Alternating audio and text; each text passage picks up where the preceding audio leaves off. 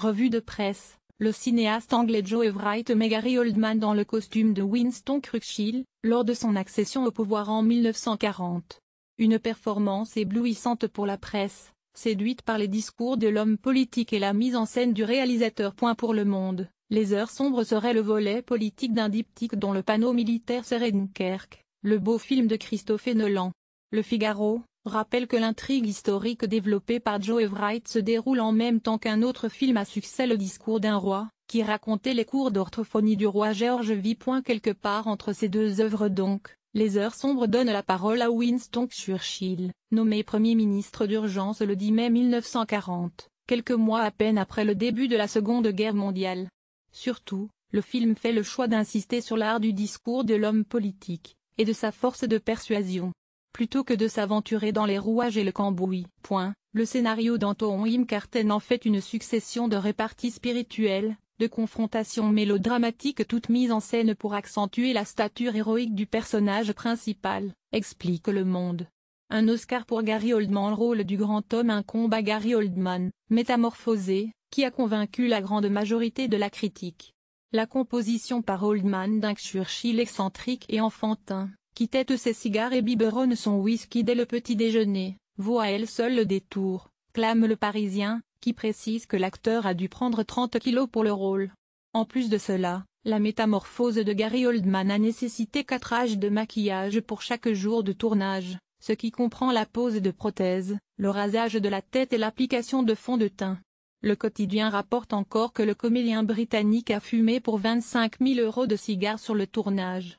Pour Le Monde, toujours, c'est le rêve de tous les directeurs de musées de cire qui s'accomplit. Du passé surgit un spectre en 3 dimensions, paré de toutes les qualités, vision politique, ténacité, génie oratoire, et de juste ce qu'il faut de défaut pour rappeler que, de son vivant, il fut un être humain. Première va jusqu'à titrer Gary Oldman premier en parlant d'une prestation royale et d'une performance à Oscar. Un avis partagé par tous. Pour l'acteur de 59 ans, il s'agirait même de son meilleur rôle, selon le site À voir à lire. Sa prestation, toujours d'après le site, redonne ses lettres de noblesse à un genre qui a fait ses preuves, au point de proposer des portraits de célébrités à tort et à travers. Hagiographie ou film de guerre? Seulement, l'exercice de style peut dérouter.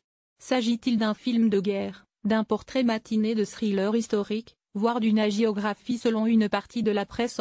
Selon Libération, il s'agit d'un film de discours tourné comme un film d'action, l'inverse exact du très américain Dunkerque.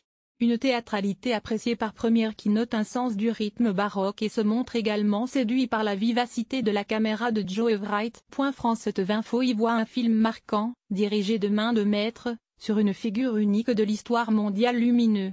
Le Figaro tranche pour un film de guerre, et fait une dernière fois la distinction avec les autres films précédemment cités. Comme Le Discours d'un roi, Les Heures sombres veut démontrer que la guerre a été gagnée par la puissance du verbe.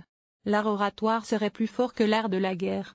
Selon Première, le film s'offre en négatif volubile au mutisme de Nolan, l'envers politique et intime de l'opéra pyrotechnique, avec, à la place des avions et des scènes d'action, de simples mots donc, qui, utilisés par l'orateur Churchill, se muent en un prodigieux arsenal. À l'occasion de la sortie de ce film, dont le Figaro.fr est partenaire, nous vous recommandons l'écoute d'une série audio qui nous fait revivre ces instants où Churchill promettait du sang, de la sueur et des larmes à son peuple,